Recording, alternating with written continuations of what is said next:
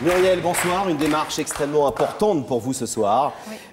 Il y a quelques semaines, votre mari a quitté la maison en vous laissant comme seule explication une lettre. Qu'est-ce qu'il y avait dans cette lettre?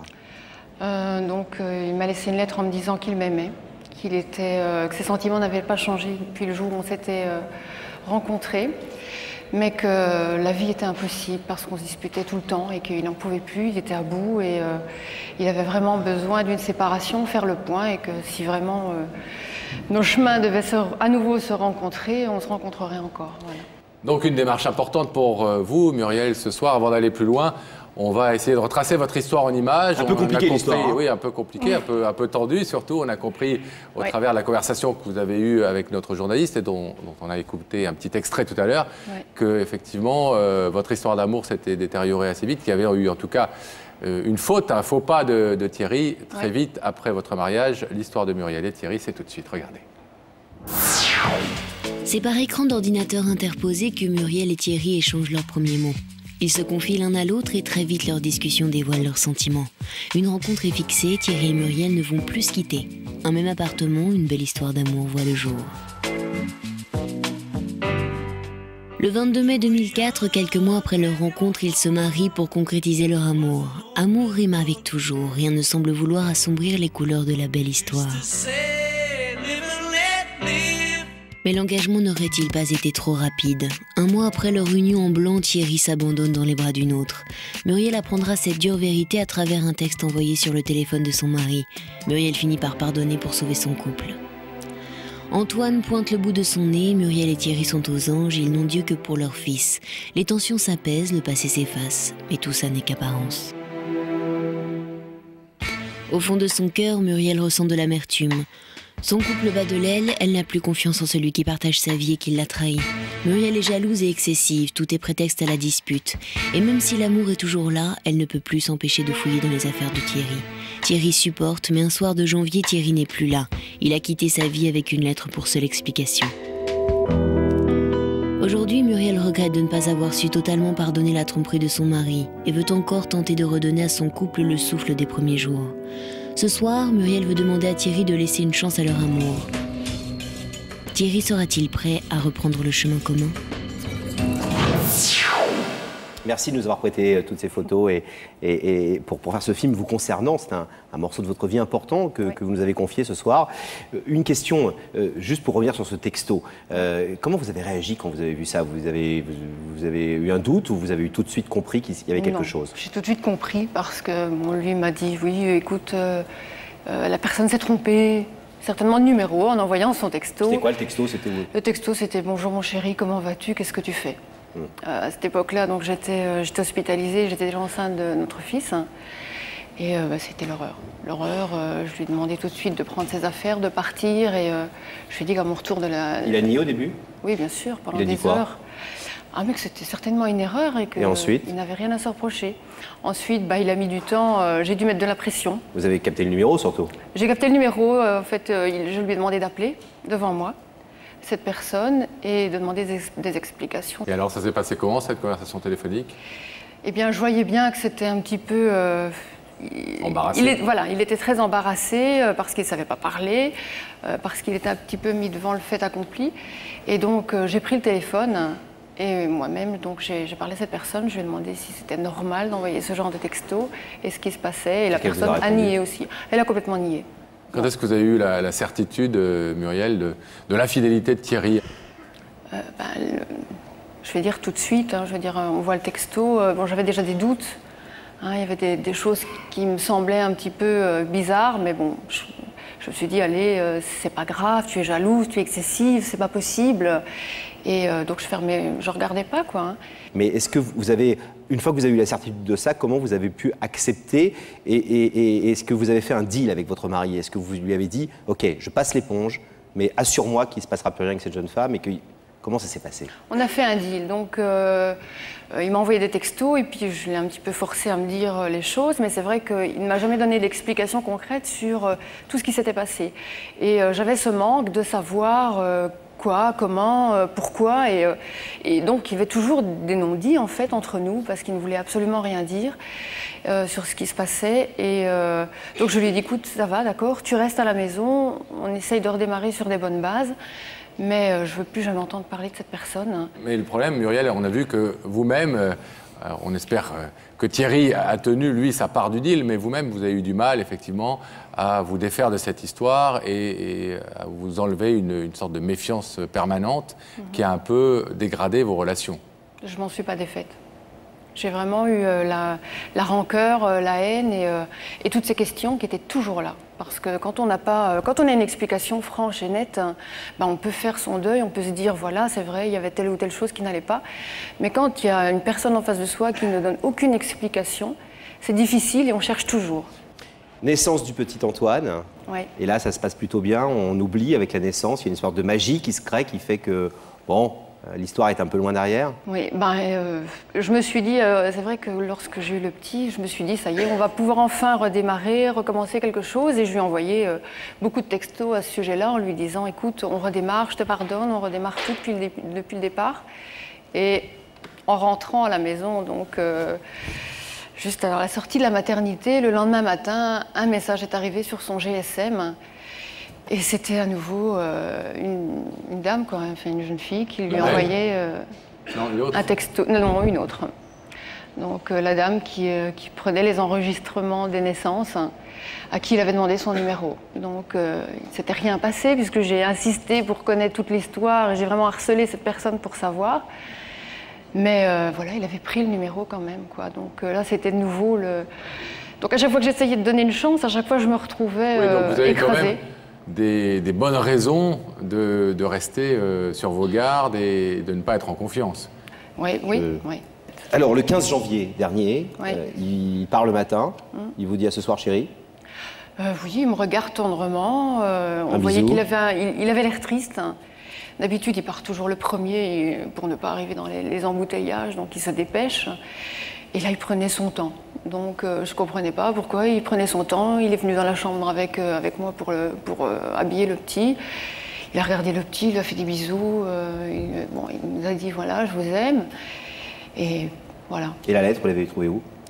Donc, la lettre, je suis repassée à la maison le temps de midi pour déjeuner en vitesse. Et j'arrive et je vois, il manquait le DVD, tous des livres, enfin, plein de choses.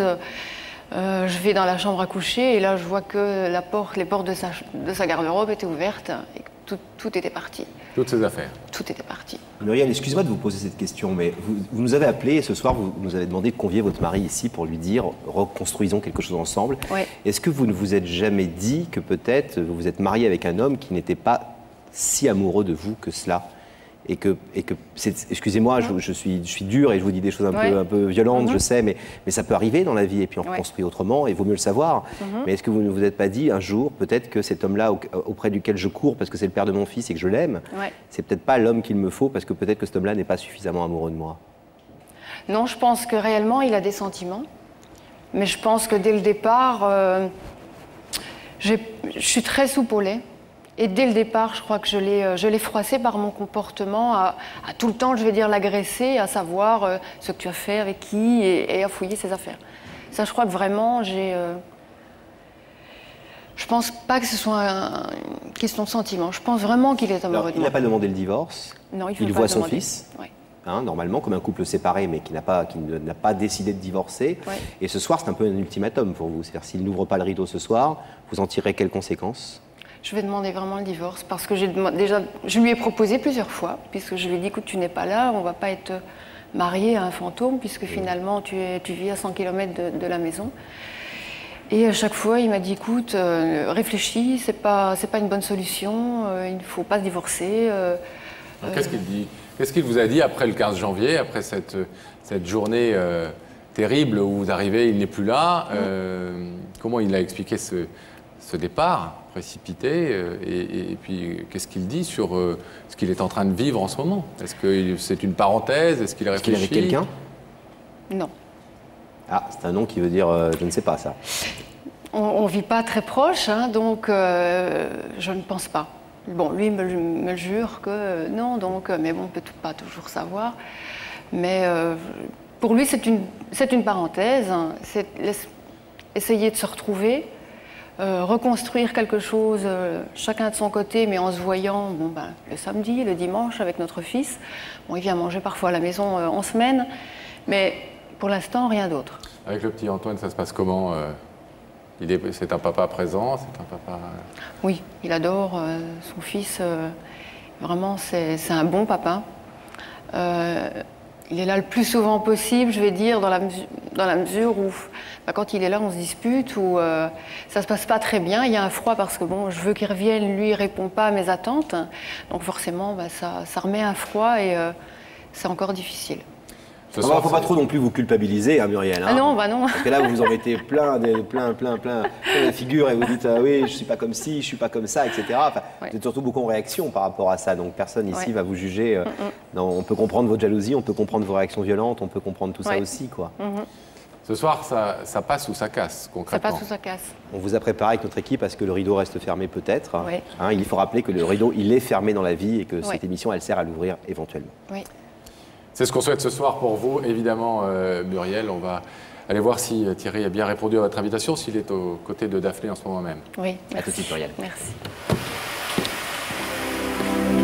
Le rideau se referme. Daphné. Oui, Thierry est à mes côtés. Bonsoir Thierry. Bonsoir Daphné. Vous venez de Bruxelles, en Belgique, c'est ça? Tout à fait. Merci déjà d'avoir fait le voyage. Normal. Qu'est-ce que vous attendez aujourd'hui de l'émission, justement? Une bonne surprise, comme tout le monde. Une bonne surprise? Bah oui, on va voir. D'accord. On va voir ce qui va se passer. Une petite idée, Thierry, la personne qui vous invite ce soir? Non, pas vraiment, pas vraiment. Donc vous êtes ouvert à entendre oui, bien sûr, on vient ici avec l'ouverture, avec un esprit d'ouverture. Très bien. Eh bien, je vais vous demander de vous lever, Thierry, s'il vous plaît. Merci. De suivre Sam, et la vérité est au bout du couloir. Merci. Merci.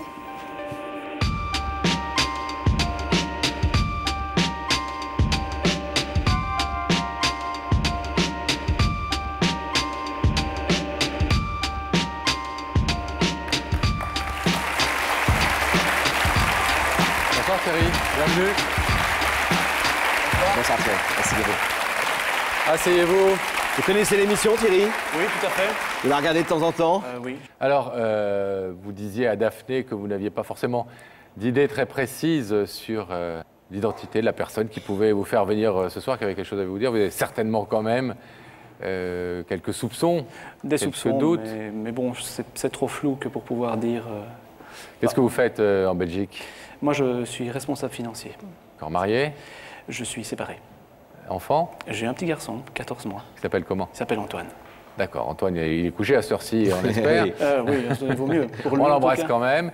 Et si vous le voulez, Thierry, au travers, vous savez, de ces questions qui sont posées par des personnes auxquelles on raconte l'histoire dans la rue et qui ont envie d'en savoir un petit peu plus, si vous voulez, je vais vous proposer un indice. Regardez dans ces écrans, s'il vous plaît. Okay. Thierry, quand tu prends une décision, t'y tiens-tu? Oui. Généralement, oui. Il faut mesurer les décisions avant de les prendre, et puis quand on les a prises, on essaie de les assumer. D'accord. Plutôt décider, et plutôt quand vous avez décidé quelque chose, vous vous y tenez? J'essaye. Bon. Est-ce que vous êtes prêt à découvrir le visage de la personne qui veut vous parler ce soir? Est-ce que vous voulez oui. Un petit moment de réflexion? Non, On y va? Pas de problème. Regardez ces écrans à nouveau, Thierry, et vous allez y découvrir l'identité de la personne qui nous a demandé de vous inviter.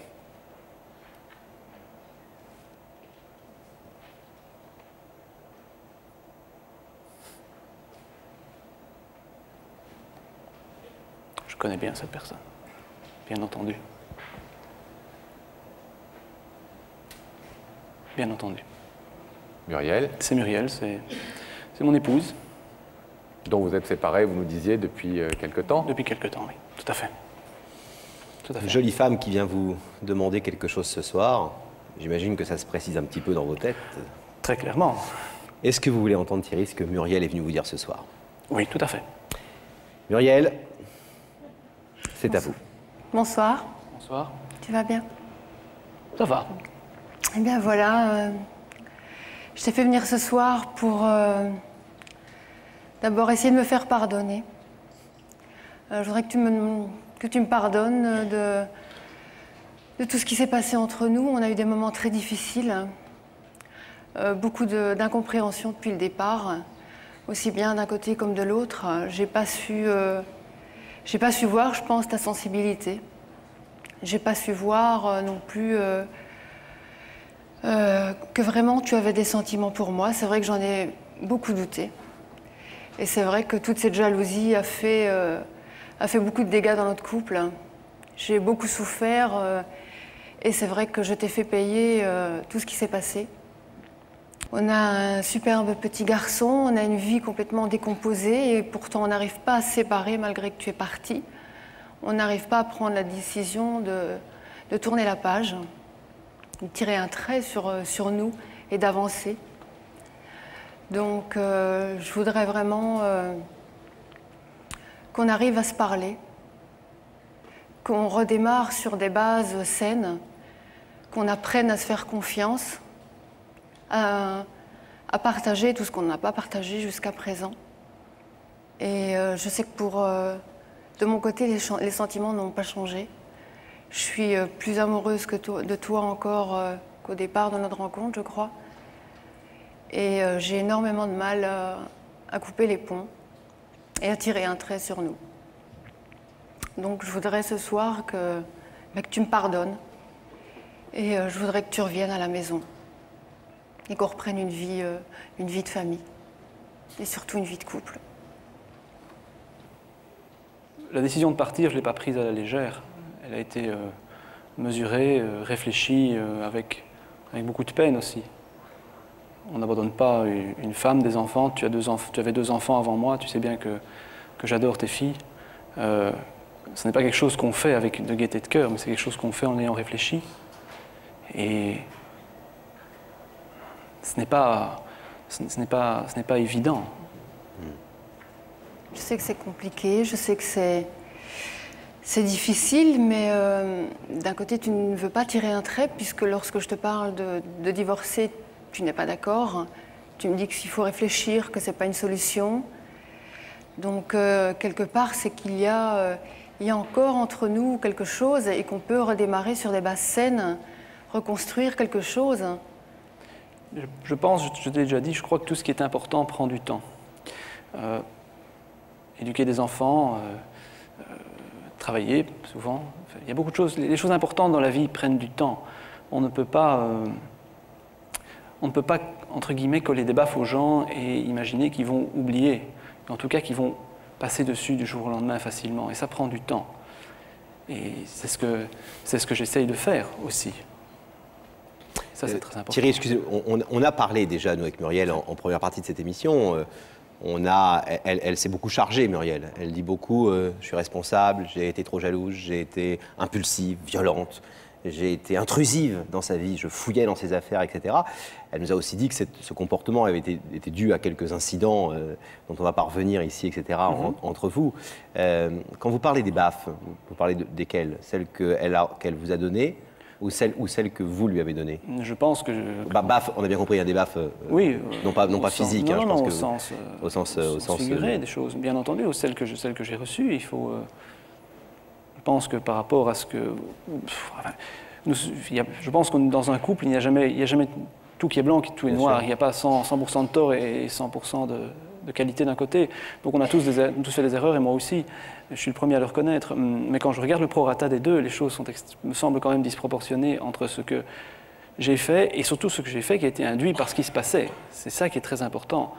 Alors, c'est-à-dire, sans rentrer dans le détail, mais sans rentrer dans le détail, c'est que pour faire une image, à force de dire à quelqu'un « attention à la marche, un jour il trébuche dans le vide ». C'est comme ça. Ça veut dire que si je vous mets tout le temps la pression, à un moment donné, vous allez faire une erreur. Quelle qu'elle soit professionnelle ou qu'elle soit privée. Là, en l'occurrence, c'était quoi le type de pression? Parce qu'elle est là ce soir, donc vous pouvez aussi lui... Elle entend ce que vous dites, c'est important ce qui se passe. Elle le sait très bien, c'était des contrôles systématiques sur des tas de choses, sur ceci, sur cela.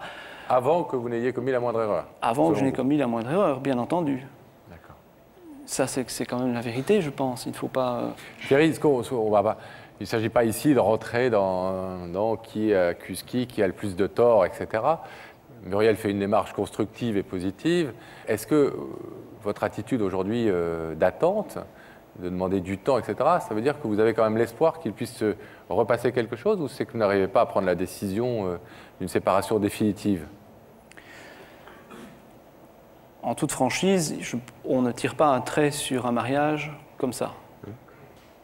À moins d'être complètement ou insensible, ou alors de vraiment faire les choses à la légère. Ou de ne plus être amoureux. Voilà. Ou de savoir que ça n'en reviendra plus. Voilà. Donc on ne tire pas un trait sur un mariage comme ça. Par contre, parfois pour sauver les choses, il faut savoir prendre du recul. Fondamentalement, les choses n'étaient plus possibles. Ça ne pouvait plus continuer comme ça.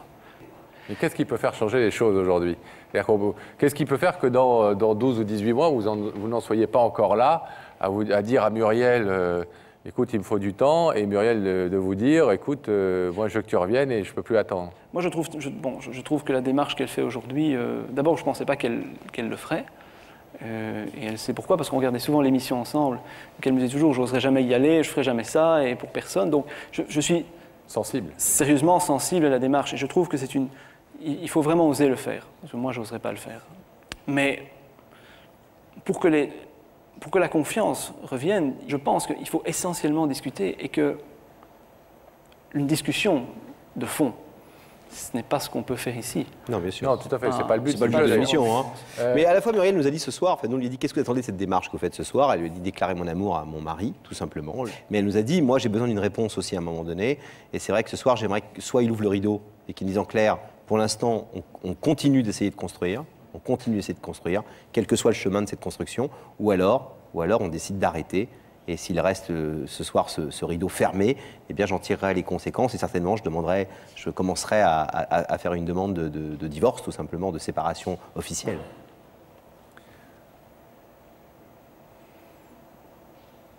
Je comprends la démarche, oui. Oui, elle vous met clairement, Muriel, ce soir au pied du mur ou du rideau, en l'occurrence. Est-ce que ces discussions de fond que vous réclamez, et on peut le comprendre évidemment, est-ce que vous les avez? Non.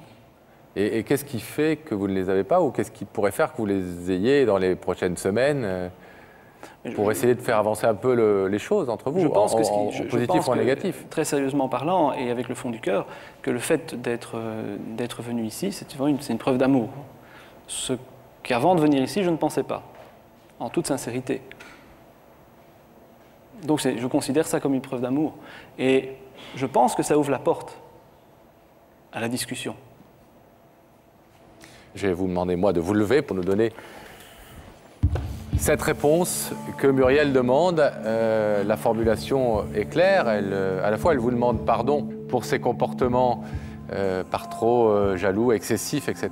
Et en même temps, elle vous demande aussi, elle vous met un peu un ultimatum en vous demandant de reprendre la vie commune, d'essayer de recréer cette vie de couple, de repartir sur des bases saines et nouvelles. Qu'est-ce que vous voulez répondre à ce que vous demande Muriel, Thierry? Alors, pour pardonner, je veux bien. Mais pour ce qui concerne la vie commune, je l'ai dit, je le maintiens, je pense que ce qui est important prend du temps. Parce que c'est un engagement. Et si je m'engage réellement et je vais jusqu'au bout de ce que je m'engage, ou je ne le fais pas. Alors, ce que je propose, qui me semble le plus correct pour tout le monde, c'est je vais laisser le rideau fermé, mais par contre, j'ouvre le débat, vraiment, honnêtement, en toute sincérité, sans tabou, sans faux semblant, sans se cacher. Et si le débat est constructif, alors les choses peuvent et vont s'arranger, si le débat est constructif. Mais dire je m'engage maintenant sans avoir discuté, c'est trop tôt pour vous. Soit je dis la vérité et tant mieux et tout le monde est content, et je vous fais un happy end ici et c'est merveilleux. Non, mais c'est pas le... Vous savez que personne ne vous a demandé quoi que ce soit, et vous pouvez en être témoin ce soir, c'est important de le dire, hein, parce qu'il y a souvent dans notre émission peut-être doutes parfois sur le fait que les gens viennent, etc. Vous êtes donc, je vous laisse parler, mais personne ne vous a demandé ni d'ouvrir le rideau, ni de le laisser fermer. D'ailleurs, c'est votre décision. C'est ma décision. Je voudrais juste vous poser une question, Thierry. Si vous n'étiez plus amoureux de votre femme, là, ce soir, mais vraiment plus, on sent les choses. Est-ce que vous le diriez? Est-ce que vous laisseriez le rideau fermé en disant « Écoute, demande le divorce si tu veux, mais effectivement, je crois qu'il n'y a plus rien entre nous ». Bien sûr, je le dirais, oui.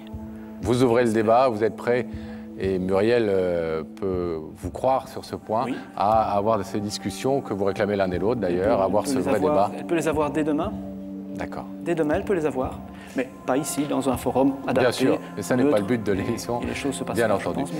Thierry, merci d'avoir écouté ce que Muriel avait à vous dire. On vous laisse repartir. À bientôt Thierry. Merci. Vers la Belgique. À bientôt.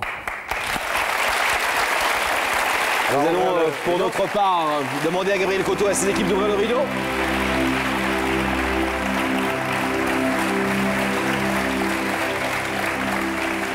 Muriel, qu'est-ce que vous avez entendu dans ce que dit Thierry? La même chose que nous, c'est-à-dire quand même une lueur d'espoir ou pas? Peut-être une lueur. Moi, j'ai entendu deux choses dans ce qu'a dit votre mari. Les choses importantes prennent du temps, il a assez raison. Et la deuxième, c'est qu'il n'a pas dit non quand on lui a demandé s'il était encore amoureux de vous. Donc il y a de quoi faire, peut-être, non? On se tiendra au courant, en tout cas. Notre équipe, vous le savez, est là, va continuer d'être près de vous. Et puis on tiendra les inspecteurs au courant, éventuellement, si vous le souhaitez, bien sûr, s'il y avait une issue favorable. Merci Muriel, beaucoup. embrassez Antoine. Merci à tous les deux. Et pensez à votre petit garçon, c'est très important. Au revoir.